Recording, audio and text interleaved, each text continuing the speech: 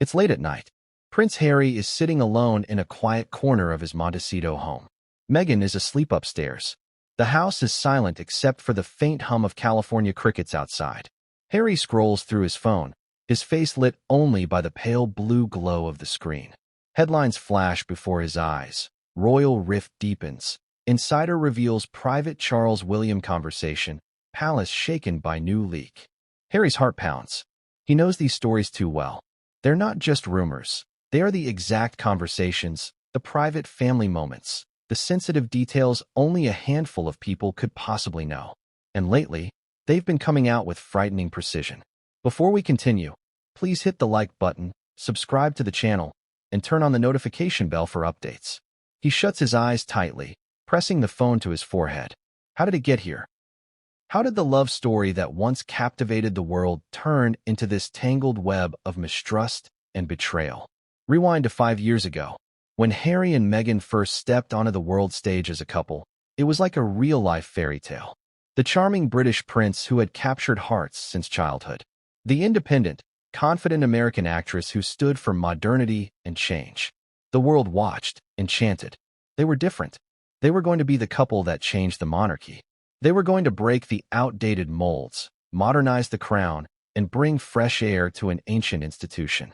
But behind the camera flashes and cheering crowds, there were cracks forming. Subtle at first, a look exchanged between Meghan and William that felt colder than expected. A quiet word from Kate to a staffer after a tense family dinner. Whispered reports of diva behavior, of aides quitting unexpectedly, of tense closed-door meetings in the palace. At the time, Harry had Meghan's back completely. She was his world, the mother of his children, the partner he had waited his whole life for. And when the media frenzy got cruel, when the tabloids twisted her words and ripped her apart, Harry came out swinging. He released rare public statements, condemning the press, drawing a hard line between his wife and the world's cruelty. But something strange was happening. The more Harry tried to protect Meghan, the worse things seemed to get. Private details kept slipping out. Things no one outside the palace walls could know. Conversations between Harry and his father. Strategy discussions between Meghan and the Queen.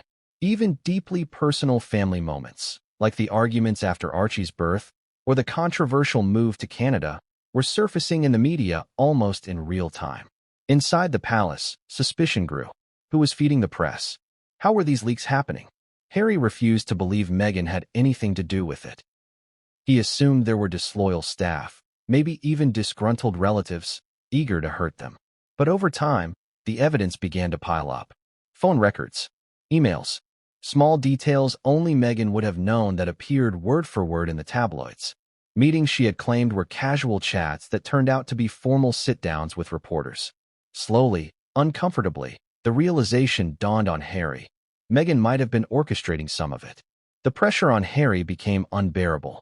He was torn between his loyalty to his wife and his loyalty to his family, the very family he had publicly distanced himself from. He began asking himself brutal questions late at night. Did Meghan see this as a game?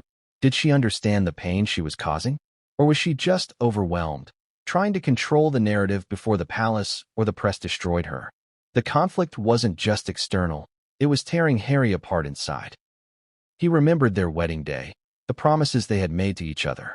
He remembered the moment he held Archie for the first time, how Meghan had looked at him with such joy and trust.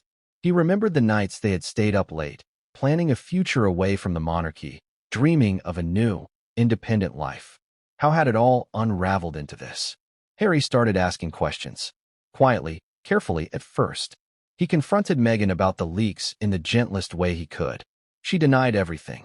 She told him she was hurt that he would even think such a thing. She cried. She said the pressure was breaking her. Harry felt guilt slam into him. Was he being paranoid? Was he letting the media's lies get into his head? But still, the leaks didn't stop. One night, everything changed. Harry received a late-night call from an old friend at the palace, someone he still trusted. This friend told him something that froze the blood in his veins. Meghan had been seen meeting with a well-known tabloid editor. Not once, but multiple times. Quiet, off-the-record meetings at luxury hotels. Harry felt his world tilt. When he confronted Meghan again, she lashed out. She accused him of not supporting her. She said the media was twisting innocent meetings into something sinister. She told him she was doing it all for them, to manage their image, to control their story, to stop the smear campaign against her. But Harry couldn't ignore the sinking feeling in his chest. He started looking deeper. He worked with lawyers. He reviewed documents. And slowly, painfully, the full picture emerged. Meghan had been leaking private stories to the press, stories that violated the non-disclosure agreements they had all signed, stories that endangered his family's trust, and even, some argued, national security. Harry's confession came not all at once, but in pieces. To his father, to William, to a few close friends. And then, finally, to the world. Tonight, we are standing at the edge of that confession. Harry has decided to come clean, and what he has to say is shaking not just the royal family, but the entire world. Why did Meghan do it? What did she hope to gain? How did Harry come to terms with exposing the truth about the woman he still loves? And what does this mean for the future of the House of Windsor? In this video, we are going to take you deep inside that story. We will walk through the fairy tale romance, the fractures behind the scenes, the turning points, the betrayals, and the breaking point. We will hear from insiders, from friends, from legal experts. We will hear Harry's own words. And we will confront the uncomfortable, painful truths at the heart of this crisis. This is not a tabloid headline. This is not gossip. This is the unraveling of one of the most closely watched marriages in the world, and the fallout of a confession that no one saw coming. Stay with us. You won't want to miss a single moment. They were supposed to be the answer. The fresh breeze that would sweep through the musty corridors of the British monarchy. When Prince Harry and Meghan Markle made their first public appearance together, it wasn't just another royal engagement. It was an event that captured the imagination of the world. The photographs from that day showed them walking hand in hand, Harry looking casual yet protective, Meghan radiant, confident, and smiling. For millions, it felt like history in motion. Here was a modern, mixed-race American actress, a woman who had built her own career, now standing beside a prince. This wasn't just another royal romance. This was a symbol of how far both the monarchy and society had come. The coverage was breathless. Newspapers on both sides of the Atlantic couldn't get enough of them. Pundits praised Harry for choosing love over tradition, for embracing a woman who represented progress and change. And Meghan? She became an icon overnight. Her style, her poise, her speeches, all analyzed and celebrated. She was seen as a feminist role model, a humanitarian, and a bridge between two worlds.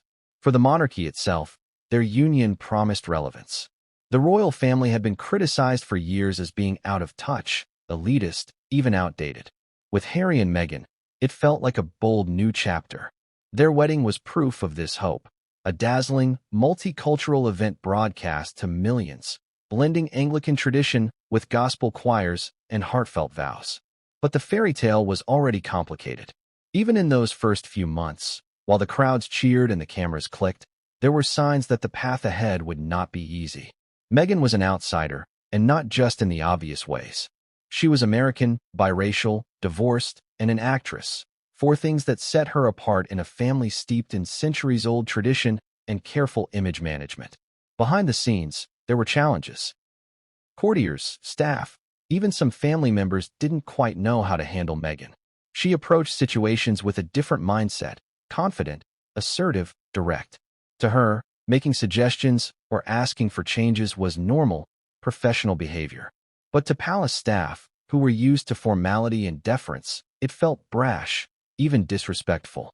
Reports started to filter out quietly. A royal aide resigned unexpectedly. There were whispered claims that Meghan had brought a Hollywood attitude into Buckingham Palace. Meetings reportedly ended in tears. Still, Harry defended her at every turn. He adored Meghan, and he made it clear from the start that protecting her was his top priority. In a now-famous statement, Harry condemned the press for the racism and sexism he believed they were directing at Meghan. He made it clear that he would not tolerate the abuse. Not from the media, not from anyone. Their first year as a married couple was full of outward triumphs. Official engagements around the world, warm receptions from crowds in the UK and abroad, high-profile charity events. Meghan was a star. She launched her charity cookbook to huge success, collaborated on fashion projects, gave inspiring speeches about empowerment, and equality.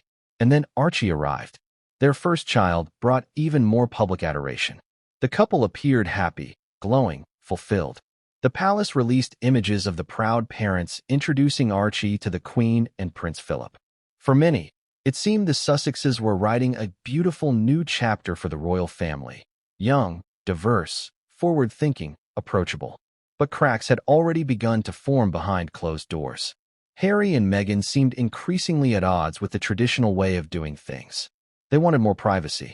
They wanted more control over their narrative. They clashed with senior aides about protocols, media access, and how much information should be shared with the public. And slowly, the media began to turn. Stories questioning Meghan's behavior started appearing more frequently. Anonymous quotes from palace insiders painted a picture of tension and drama. Articles suggested she was difficult to work with, that staff were leaving in droves, that the atmosphere in the Sussex household was strained. Harry saw all of this as proof that Meghan was being unfairly targeted, that the same forces that had hounded his mother, Diana, were now going after his wife. He became fiercely protective, retreating further into their private world. But even as he did so, something curious was happening. The very same private moments Harry was trying so hard to protect were appearing in the press, often with striking detail. Accounts of conversations that only a handful of people could have known about. Stories that felt almost as if they were coming straight from inside the Sussex household. At first, Harry assumed this was the work of palace staff leaking to the press. There was history here. For decades, rumors swirled about royal aides trading gossip for favorable coverage. He suspected courtiers loyal to William or Charles might be behind it. But what he couldn't explain was the precision, the sheer intimacy of some of these leaks. Details that even senior aides wouldn't have known. Descriptions of private dinners, private phone calls, private arguments.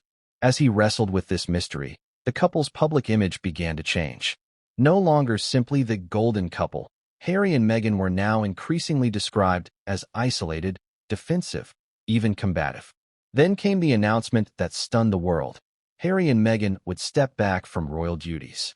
It was unprecedented. Their decision was framed as a desire for financial independence and a quieter life.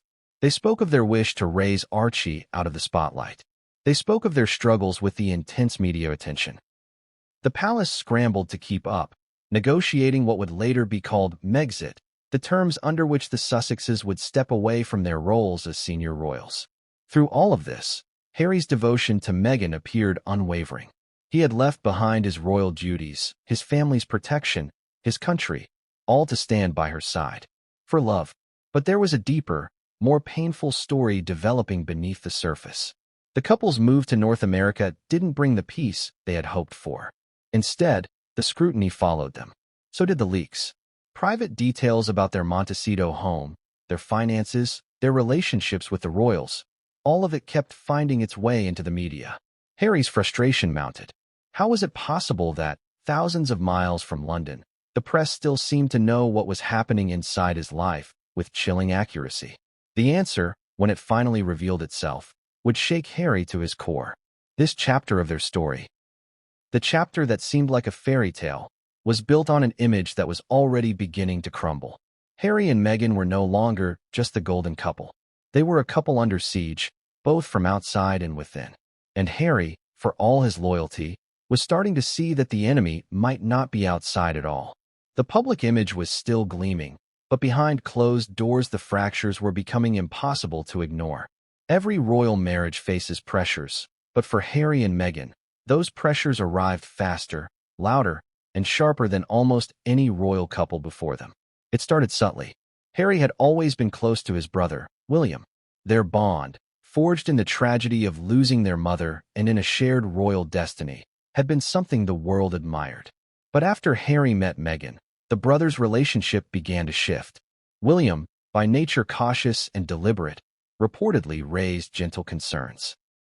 He asked Harry if he was sure about moving so quickly, whether Meghan truly understood what life as a royal entailed. To William, it was protective brotherly advice. To Harry, it felt like an insult to Meghan and a questioning of his judgment. Their once easy camaraderie began to sour. William and Harry, who for years had shared jokes and private confidences, grew distant. Private meetings between them became strained. Communication was routed through aides instead of direct conversations. Even the way they stood next to each other at public events began to reflect this chill, less relaxed, less familiar, more like two colleagues than brothers. Inside Kensington Palace, Meghan's arrival was stirring other tensions. She was used to working in a fast-paced, merit-based Hollywood environment where hierarchy was flexible and direct communication was valued. In contrast, royal life operated with rigid protocols, centuries-old etiquette, and an invisible but omnipresent sense of deference to tradition. Every move, every decision, required layers of consultation and approval. Meghan found this suffocating.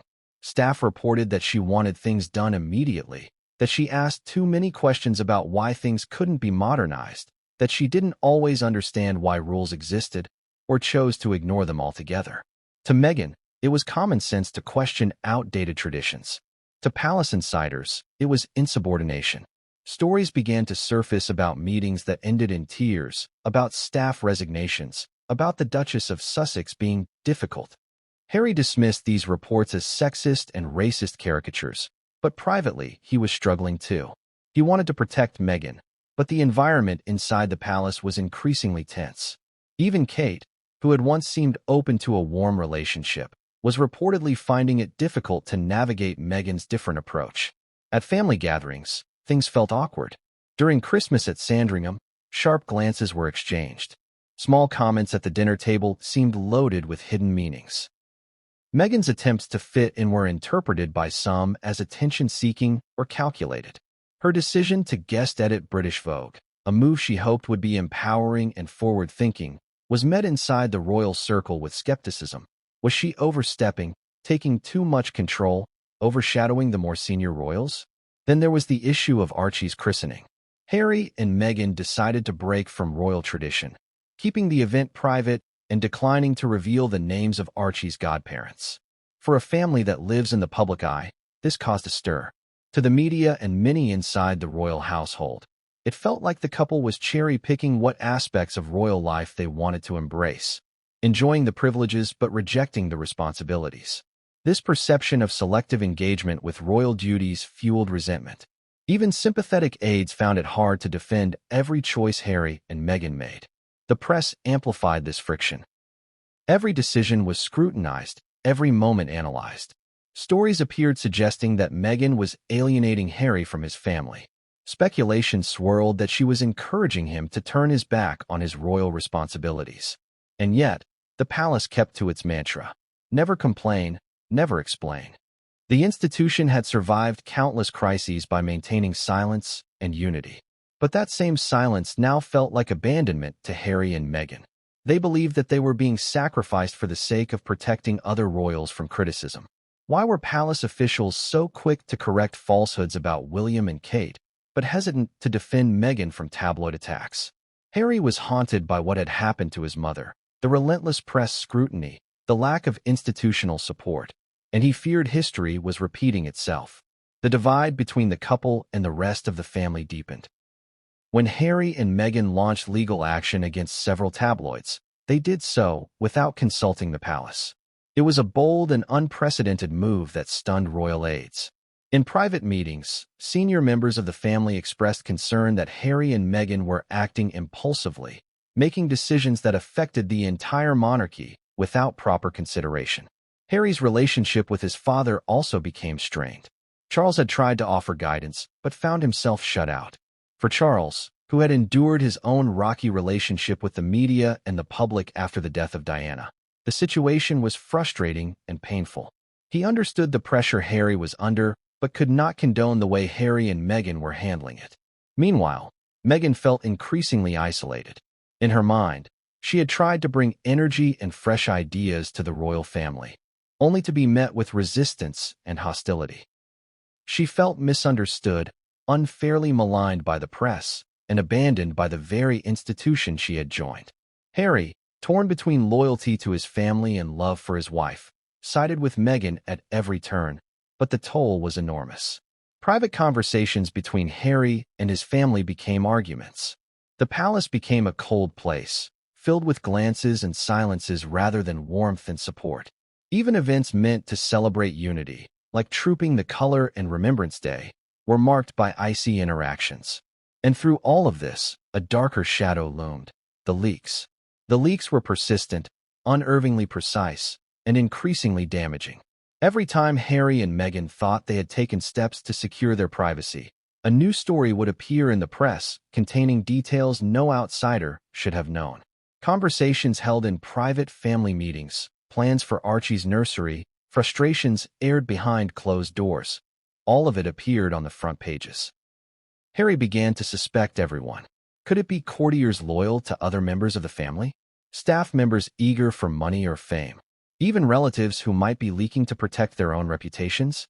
He could not bring himself to suspect Meghan. She was the victim, after all, the person the press had targeted from the beginning. But as the months passed, the pattern became harder to ignore. Certain leaks included small details that only Meghan could have known, turns of phrase she had used in private, angles on stories that reflected her own grievances. Harry was in turmoil.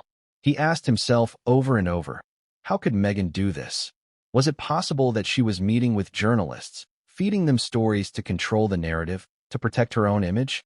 Or was he being paranoid, seeing patterns where there were none? He confronted her gently at first, but she denied everything. The conversations between them became tense and circular, filled with accusations and defenses. Meghan insisted she was being scapegoated, that the leaks must have come from elsewhere. She pointed to her deteriorating mental health, the pressures she was under, the loneliness she felt. And Harry, compassionate and loyal, believed her, or wanted to believe her. But privately, doubt gnawed at him. He began checking phone records. He quietly asked trusted friends to look into certain meetings. He scrutinized the timelines of press stories against Meghan's schedule. Each clue added weight to his growing fear. The fractures behind the palace walls were now splitting wide open. What had begun as an internal culture clash had become something more corrosive, a breakdown of trust, loyalty, and belief. Harry stood at a crossroads. He was no longer sure who he could trust. Not his brother, not his father, not even, perhaps, his own wife. The golden couple, once hailed as the future of the monarchy, was now isolated and embattled. And still, the leaks kept coming. It started as a trickle, almost easy to dismiss at first. A stray headline here, a vague reference there. At the time, Harry and Meghan chalked it up to the usual background noise of being public figures, especially royals. But soon, the trickle turned into a flood. It was a Tuesday morning when Harry first felt the gut punch of betrayal. He remembers the moment clearly because it felt surreal, like the ground shifted beneath him. A tabloid story had broken. Not just any story, but one so detailed, so intimate, that it could only have come from someone deeply embedded in their private lives. The headline teased a minor disagreement Meghan had with a senior royal aide about Archie's nursery decorations. But inside, the piece described private conversations, Meghan's frustrations, even direct quotes. Harry was stunned. This wasn't the kind of thing that could leak through casual gossip. This was inner circle information. It came from someone who had been in the room, who had heard the voices, who knew what had been said. And it wasn't just about the nursery. Over the following weeks, more and more stories appeared. One described a private conversation Harry had with his father, Charles, about the future of his royal duties. Another detailed a confidential legal dispute Meghan was involved in with her estranged father. Then there was the one that really rocked Harry.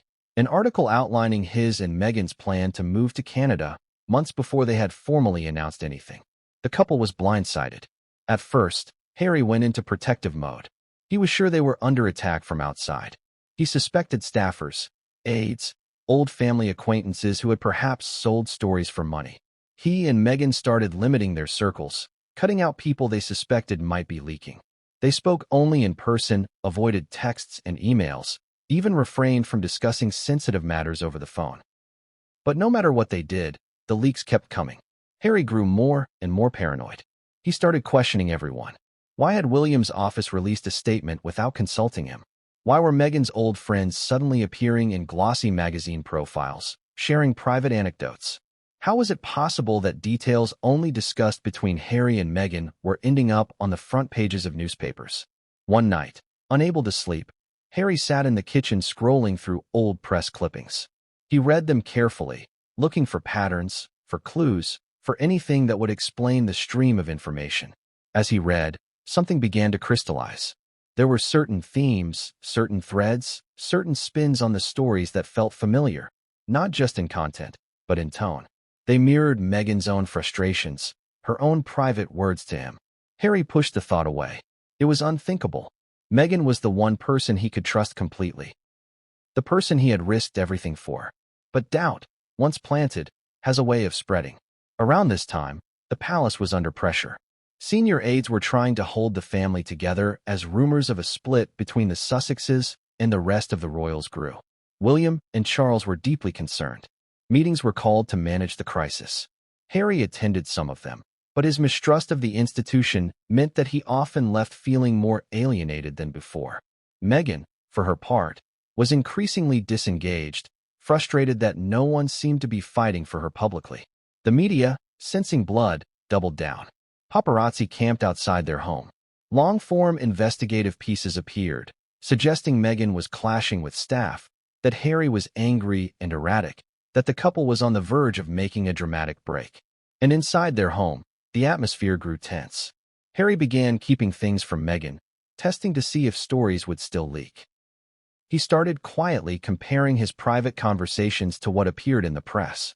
Each time something surfaced that could only have come from her, he felt another crack in his heart. He told himself it was all a misunderstanding. Maybe she had confided in someone she trusted, and they had been the source. Maybe journalists were making educated guesses. Maybe. But deep down, he felt the walls closing in. One day, a friend from his army days, one of the few people Harry still trusted, called him with news. He had heard from a contact in media circles that Meghan had been spotted meeting with a well-known tabloid editor. It wasn't a one-off, the friend said. It had happened several times. Harry's stomach clenched. He confronted Meghan gently, hoping, praying it was all a mistake. She reacted with anger, hurt, disbelief. She insisted she was being targeted, set up. She told Harry he should know better than to believe such lies. Harry apologized.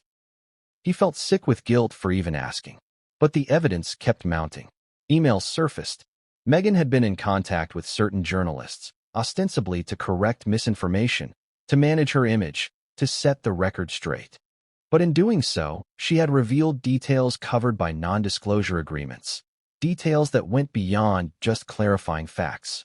To Harry, it felt like betrayal. To Meghan, it was survival. She told him she had been forced into it, that no one at the palace was protecting her, that the only way to defend herself was to take control of the narrative, that she had been desperate, that she had been scared. Harry listened, torn between anger and heartbreak. He understood her pain. He had felt it himself. But at the same time, he saw how her actions had caused irreversible damage, not just to the family, but to their relationship, to their integrity, to the fragile trust they were trying to build in their new life. The leaks were no longer a mystery. But knowing the truth did not make it easier. In the weeks that followed, Harry withdrew. He became quieter, more introspective. He struggled with the weight of what he had discovered, with the consequences of his own choices, with the realization that his marriage was far more complicated, far more wounded, than he had allowed himself to admit. The press, of course, continued its relentless coverage. To the public, Harry and Meghan were still the glamorous, controversial couple at the center of a royal storm. But behind the scenes, the real story was not just about feuding brothers or clashing institutions. It was about two people, once deeply in love, now grappling with the most intimate kind of betrayal. And for Harry, the hardest part was knowing that the person who had promised to stand by his side, against the world, had been quietly helping to feed the very machine they had both sworn to escape. The months that followed were among the most confusing and emotionally exhausting of Harry's life. The world outside still saw him as a man fiercely devoted to his wife, ready to defend her at any cost. But inside his mind, inside the walls of his Montecito home, the questions kept multiplying, and there were no easy answers. He lay awake most nights, staring at the ceiling while Meghan slept beside him.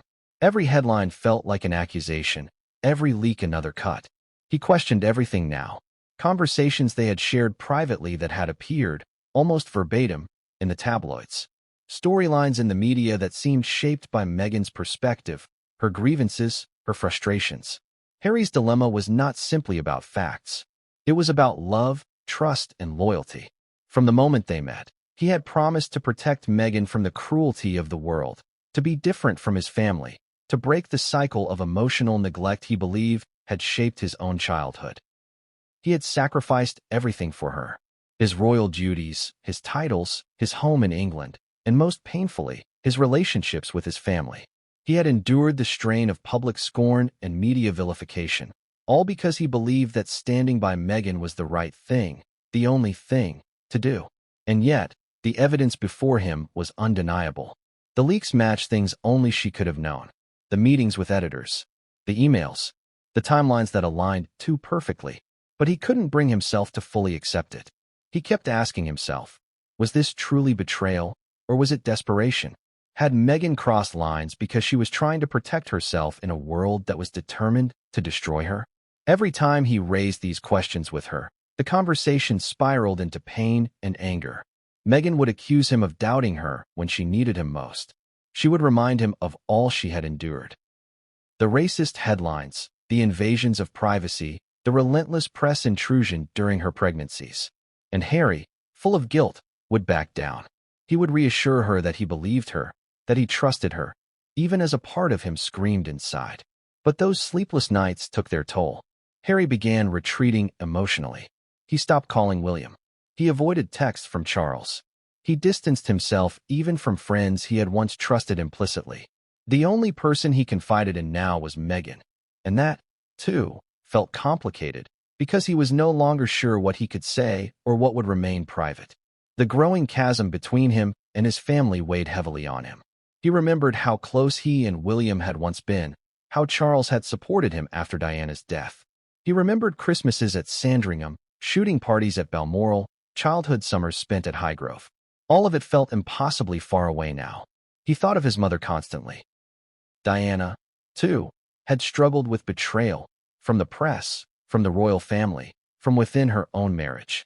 Harry saw himself as her son in every sense: independent, rebellious, determined to protect his wife and children. But was he repeating history, or making new mistakes of his own? The most painful question was this: was Meghan truly being targeted unfairly, or was she complicit in shaping the narrative for her own ends? There was no clear answer. The world he had built for himself in Montecito felt fragile, its foundations uncertain. Every smile he shared with Meghan now carried an undertone of doubt. Every tender moment was shadowed by questions he dared not speak aloud. He started withdrawing from public life. Invitations went unanswered. Commitments were quietly canceled. Friends noticed that when Harry did appear, he seemed distracted, troubled, distant. The easy, affable prince they had known was replaced by a man carrying an invisible burden. And yet, in public, Harry maintained the facade. Whenever cameras appeared, he played the part of the devoted husband, the proud father. He held Meghan's hand tightly at events, smiled for the photographers, said all the right things in interviews about mental health and resilience. But inside, he was exhausted. The emotional weight of his doubts became a second exile, not from the royal family this time, but from himself. He questioned every decision he had made. Was moving to North America truly the right step? Had stepping down from royal duties given him freedom, or had it isolated him beyond repair? Would his children, Archie and Lilibet, grow up resenting him for cutting them off from their royal heritage? The doubts spilled over into his relationship with Meghan. Conversations between them grew shorter, more tense. Arguments started over small things: scheduling conflicts, disagreements about household staff, frustrations about their endless security concerns, but they quickly escalated into deeper issues. Harry would accuse Meghan of pushing too hard, of moving too fast, of being too determined to control the narrative. Meghan would counter that Harry didn't understand how vulnerable she felt, how alone she was in this battle, how much she needed him to believe in her unconditionally. It became a cycle. Harry wanted desperately to fix things, to return to the simplicity of their early days together, before the press frenzy, before the rift with his family, before the questions about trust. But he no longer knew how. He began to realize that protecting Meghan might not be as simple as shielding her from the media or walking away from the royal family. There was a deeper question. Was he protecting her from external threats or from the consequences of her own actions? That question haunted him. His closest friends, those few he still confided in, tried to offer advice. Some encouraged him to speak openly to Meghan about his doubts, to insist on full honesty, to rebuild trust through complete transparency.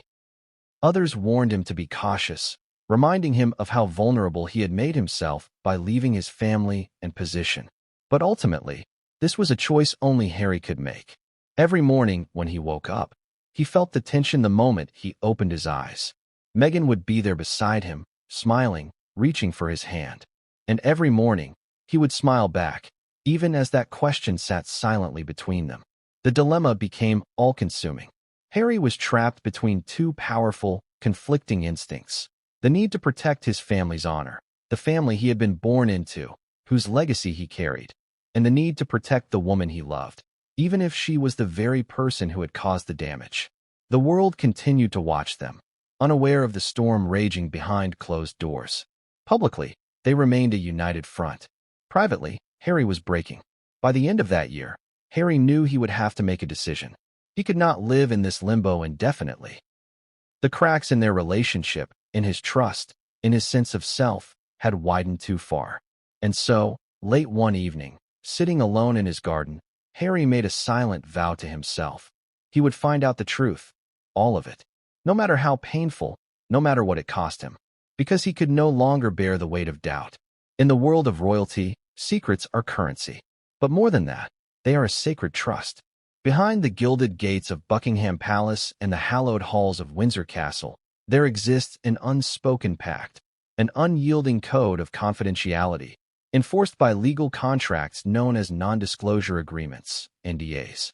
These agreements bind not just the royals themselves, but also their staff, advisors, and anyone with access to sensitive information. Breaking an NDA is more than just a legal violation. It's a breach of loyalty, a rupture of the trust that holds the monarchy together. Harry understood this implicitly. When he first joined the royal family, he was introduced to the protocols and traditions that had been carefully preserved for centuries. Among them, the importance of discretion was paramount. Private conversations, internal disagreements, even personal struggles, all were expected to remain within the walls of the institution. But the arrival of Meghan Markle disrupted much of this carefully maintained order. It wasn't just her presence as an outsider that unsettled the palace. It was the very way she navigated the rules. When Harry and Meghan signed their agreements with the Crown, contracts that included strict NDAs, it was understood that they, too, would be bound by these rules. The agreements were designed to protect the royal family's privacy and safeguard sensitive information that, if leaked, could cause irreparable damage to individuals and the institution alike. What Harry discovered, however, was that Meghan did not always honor this pact. The first signs came in whispers. Small breaches, isolated leaks that seemed almost innocent. A snippet of a conversation here, a private family plan there. At first, these slips were dismissed as careless mistakes or misunderstandings. But then the breaches grew bolder. Details of confidential family disputes appeared in tabloid headlines. Private moments meant for the family's ears alone became public spectacle. It was no longer a question of accident. It was clear that information was being deliberately fed to the press. Legal experts familiar with royal protocols were shocked at the scope of the leaks. Breaking a royal NDA is a serious offense, explained one insider, who requested anonymity due to the sensitivity of the matter. These agreements are drafted to the highest legal standards and come with stringent penalties. Violating them isn't just about the law, it's about trust and loyalty. When someone within the family violates these rules, it shakes the very foundation of the monarchy. Harry's legal team began to investigate.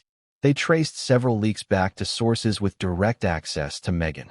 More alarmingly, they uncovered evidence suggesting Meghan herself was orchestrating some of these leaks, using private meetings with journalists to shape the narrative in her favor. The extent of these breaches was staggering. Emails revealed that Meghan had been in contact with prominent tabloid editors and journalists, sharing details covered by the NDAs. These weren't casual conversations to correct misinformation. They were carefully crafted disclosures designed to sway public opinion and undermine other family members. Harry was devastated. He saw the very contracts designed to protect his family being weaponized against them by his own wife. The betrayal cut deep, especially because these were not just abstract legal matters, but deeply personal breaches. As the evidence mounted, so did the consequences. Palace lawyers informed Harry that Meghan's actions had violated multiple clauses of the NDAs. The legal ramifications were severe, potentially including financial penalties and, in extreme cases, criminal charges.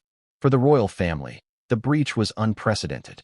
While there had been leaks and scandals in the past, none had come from within the immediate family and involved such blatant violations of confidentiality agreements.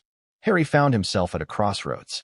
He loved Meghan, but he could not ignore the damage her actions were causing, not just to his family but to the institution that had been a part of his identity since birth. The conversation with Meghan about the NDAs was one of the most difficult they ever had.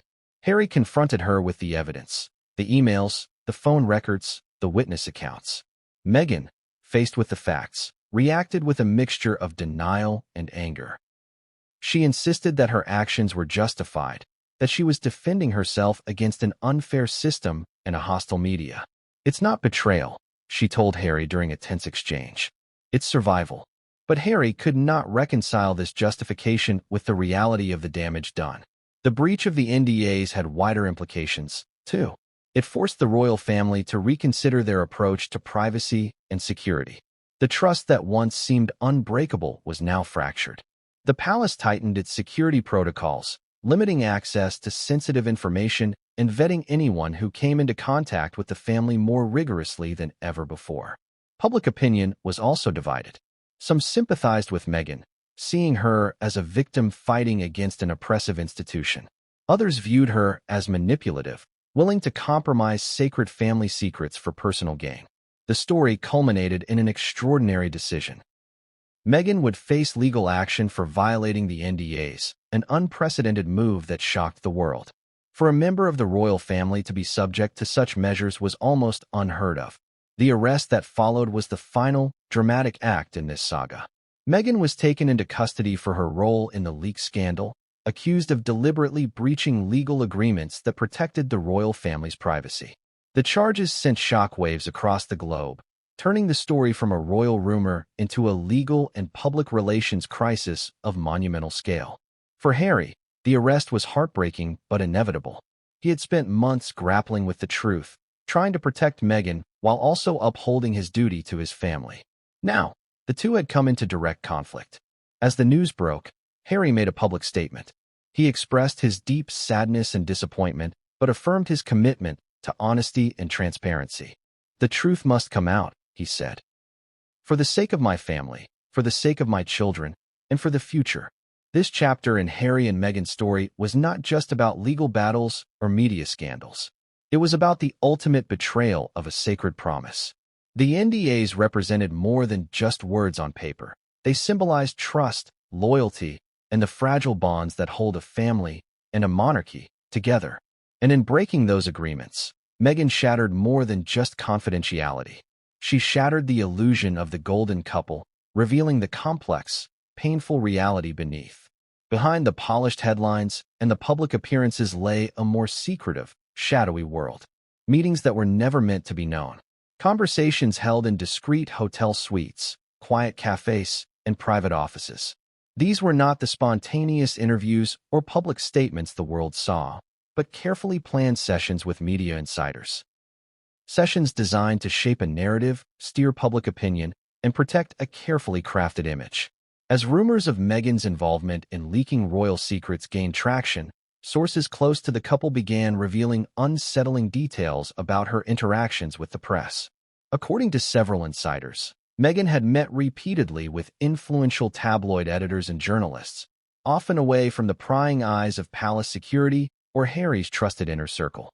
One former staffer described a meeting in a luxurious London hotel where Meghan reportedly sat across from a senior editor of a major British newspaper. "It wasn't just a casual chat," the staffer said. "There were documents, lists, even specific story angles discussed. It felt like a negotiation, like she was trading information for coverage." Another insider recalled a late-night conversation overheard during a visit to a media office in Los Angeles, where Meghan was said to have presented exclusive insights about the royal family. She was strategic, this source explained. She knew what stories the press wanted, and she was willing to give them exactly that, in exchange for control and protection. These secret meetings were part of a larger pattern. Meghan was not just reacting to stories. She was actively managing the press, sometimes blurring the line between public relations and unauthorized disclosures. The intent was clear: to get ahead of damaging narratives, to ensure that her perspective was heard, and to keep the focus on her and Harry's version of events. However, this strategy came at a steep price. By sharing private details covered under strict confidentiality agreements, Meghan risked alienating those closest to her and putting herself in legal jeopardy. Her willingness to feed the press was seen by many within the palace as a betrayal, a deliberate act that compromised the family's trust and exposed the monarchy to unwanted scrutiny. It also created confusion for Harry.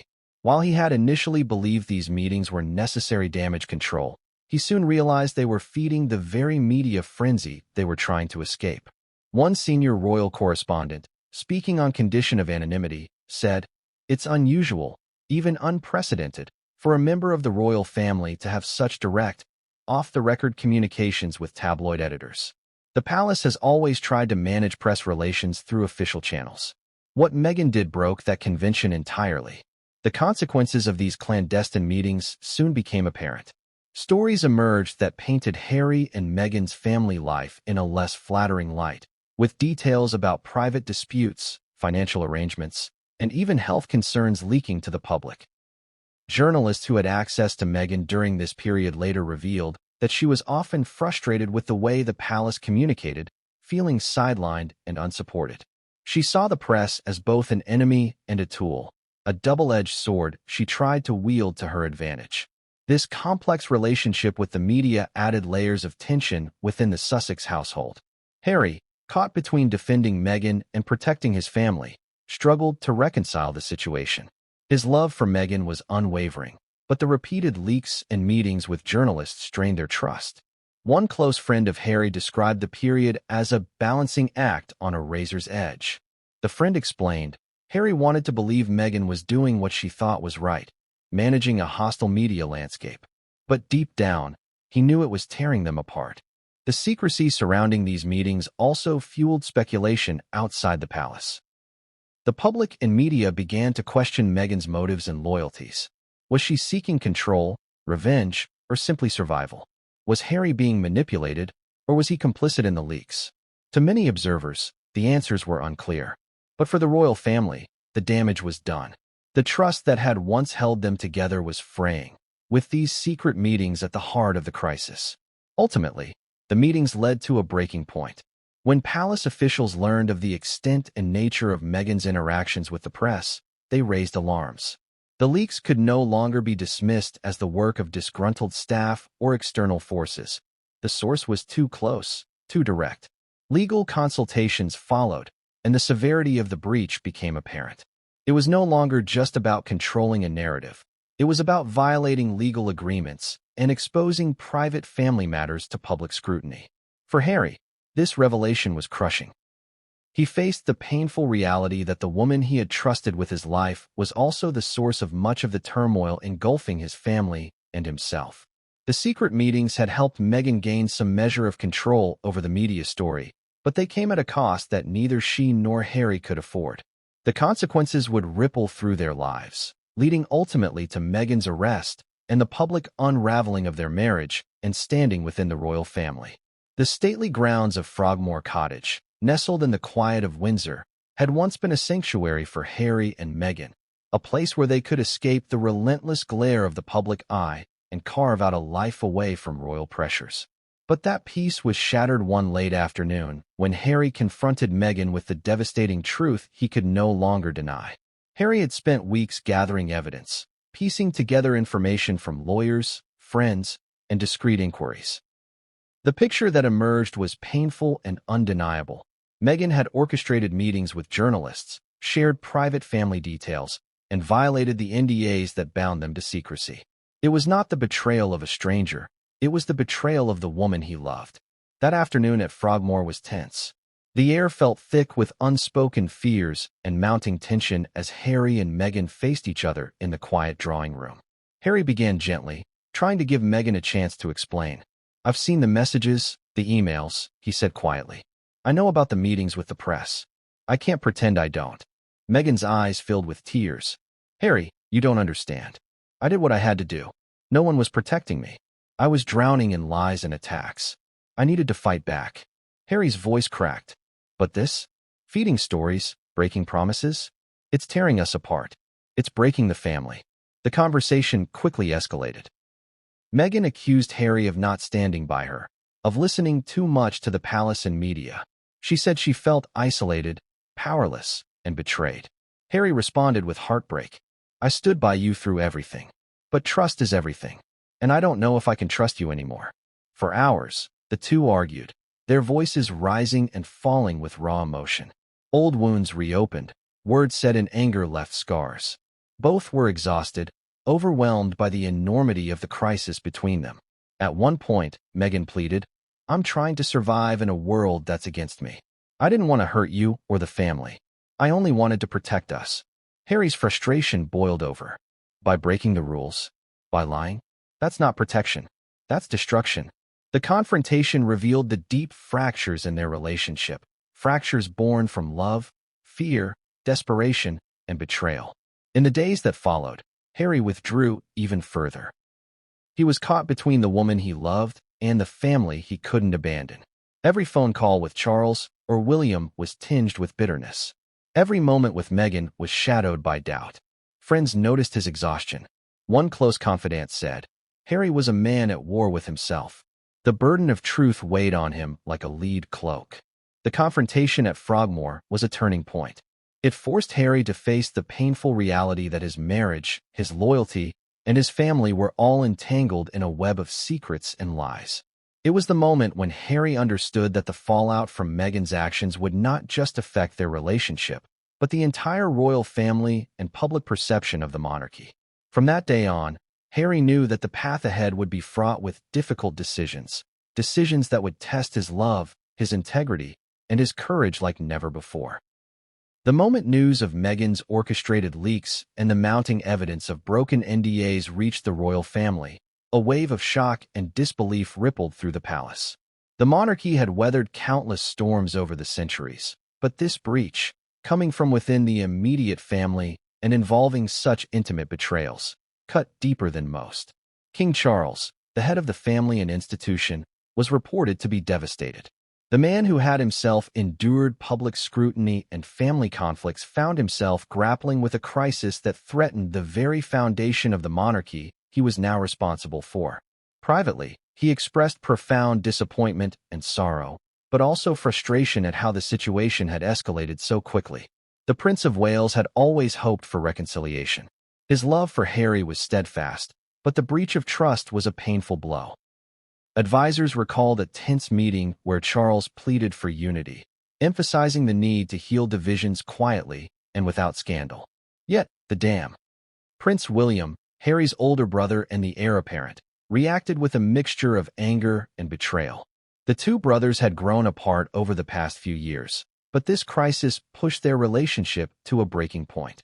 William reportedly confronted Harry privately, demanding explanations and expressing hurt over the leaks that had embarrassed the family and cast doubt on their loyalty. Close sources said William felt that Meghan's actions and Harry's complicity had not only fractured their brotherly bond but also undermined the integrity of the royal institution. The fallout created a palpable tension within official events, with the two princes avoiding each other whenever possible. Queen Elizabeth, ever the stoic figurehead, was said to be deeply saddened by the revelations.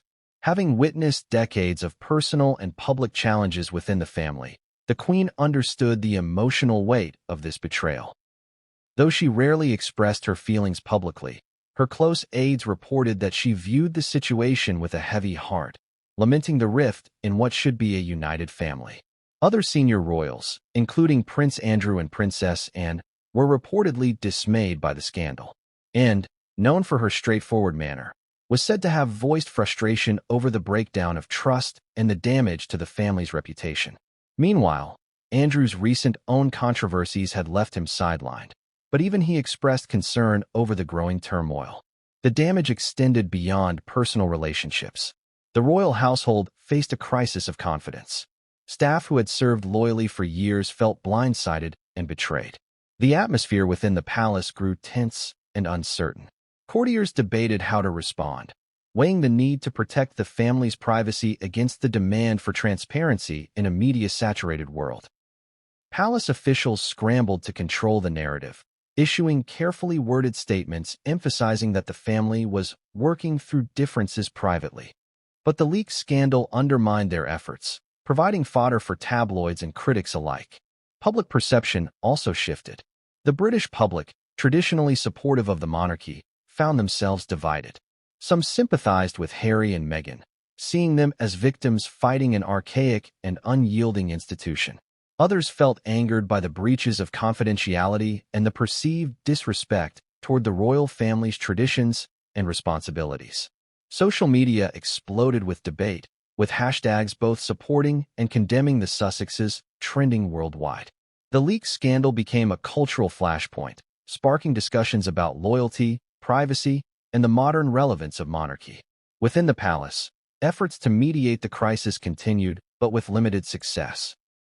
Meetings between senior family members were fraught with tension, guarded statements replaced warm conversations, and the hope for a swift reconciliation faded. The leak scandal also forced the royal household to reconsider internal policies. Security measures were tightened, access to sensitive information was restricted, and a renewed emphasis was placed on loyalty and discretion among staff and family alike. Harry's decision to publicly acknowledge the truth about Meghan's actions only deepened the divide. While some family members appreciated his honesty, others viewed it as a breach of royal protocol and an airing of dirty laundry on a global stage. The fallout had real consequences for the family's image. Polls indicated a drop in public approval ratings for the monarchy, particularly among younger generations who were already questioning its relevance. Royal commentators debated whether the scandal would mark a turning point in how the institution managed privacy, media relations, and internal conflicts. For Harry, the royal family's reaction was a complex mixture of pain and resolve. He mourned the widening gulf between himself and those he loved, but remained committed to being truthful, even if that truth came at great personal cost. As the damage from the leaks rippled outward, the royal family faced a stark choice: to confront the crisis head-on and seek healing, or to retreat further into silence and tradition, risking deeper fractures and public disillusionment. The leak scandal was more than just a personal betrayal. It was a pivotal moment for a centuries-old institution struggling to balance heritage with the demands of the modern world. From the moment whispers of Meghan's involvement in leaking private royal information surfaced, the media frenzy around Harry and Meghan escalated to an unprecedented level. Headlines screamed accusations, speculation, and scandal, transforming the couple's personal crisis into a global spectacle that engulfed tabloids, mainstream outlets, and social media alike. The British press, long known for its relentless pursuit of royal stories, seized on every fragment of information. Sensationalist articles painted Meghan as both victim and villain, alternately a misunderstood outsider fighting a hostile institution or a calculating figure manipulating the media for personal gain. The narrative shifted rapidly, reflecting the polarized public opinion that defined this saga. Paparazzi swarmed around Montecito, the couple's California estate, capturing images of Meghan and Harry with increasing intensity. Every outing was scrutinized for signs of marital discord. Every body language cue dissected by commentators and fans. Rumors of secret meetings, private investigations, and legal battles filled the airwaves. International media outlets echoed the frenzy. American talk shows debated Meghan's motives. European tabloids questioned Harry's loyalty. Social media became a battleground, with fervent supporters and harsh critics clashing in comment threads and viral videos. This media circus amplified the pressure on Harry and Meghan. Privacy became a luxury they could no longer afford. Trust within their inner circle frayed further as the spotlight exposed even the smallest cracks. Public polls reflected the divisiveness. While some expressed sympathy for the couple's plight, others grew weary of the ongoing controversies. The royal family's image suffered collateral damage, caught between defending tradition and adapting to modern scrutiny. Amid this chaos, Harry faced the impossible task of protecting his family while navigating a media landscape that seemed designed to exploit their vulnerabilities. The leaks that had ignited the crisis now fueled an endless cycle of stories, each more invasive than the last. As the pressure mounted, the couple's responses were carefully managed but often misinterpreted. Statements intended to clarify were twisted into further controversy. Attempts to engage with the public were met with skepticism or backlash.